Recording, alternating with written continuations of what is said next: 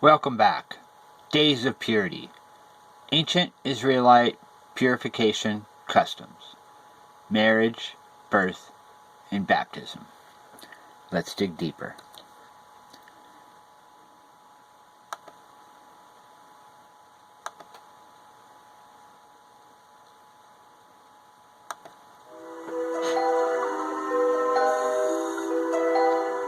Our researchers' investigations into Jewish rituals of purity take them diving today in an unusual place.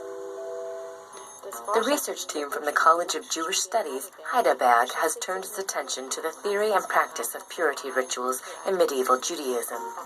You can find out why the team has decided to take a dip in this episode of DFG Science TV.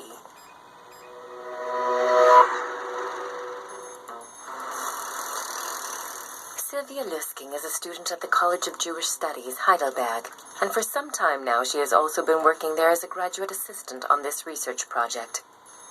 Together with her professor Hannah Liss and research assistant Annetta Adelman, she is looking for answers to several big questions. What, in fact, is ritual purity? Why is it important for both the individual and for the life of a religious congregation? And what must one actually do to be ritually cleansed? The main indications they have found have come from their work with unique ancient Hebrew manuscripts, some of which are almost 1,000 years old. It is always rather a privilege to be able to study such sources, and it goes without saying that gloves must be worn. These medieval texts are not always easy to understand, so the team meets up regularly in order to analyze and discuss them together.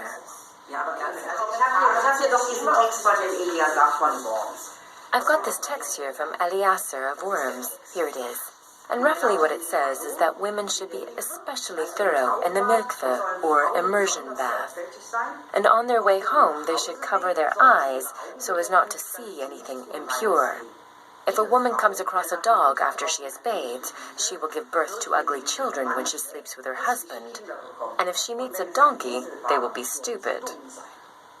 That's a very strict idea. Yes, it seems pretty strange, but Eliezer lived around the year 1200, and his concerns with ritual purity, which both men and women obtained by an immersion bath, were also mixed up with bits of wisdom from folk medicine. People were simply convinced back then that the mere sight of an impure animal was contagious, and here the purity of the women had to be ensured, because it all revolves around the children who are brought up in purity. Incidentally, Eliezer lived in Worms, and the mikveh was built there in 1185. It is well preserved and allows us to get a good idea today of what he was envisioning as he wrote this.